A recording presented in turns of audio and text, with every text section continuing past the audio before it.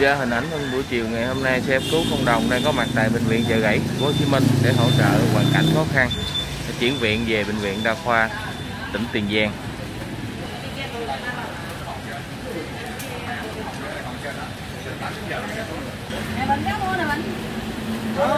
Dạ thì hiện tại xe cũng đã nhận bệnh xong, đang di chuyển từ bệnh viện Chợ Gẫy, Thành phố Hồ Chí Minh để về bệnh viện Đa khoa Tiền Giang.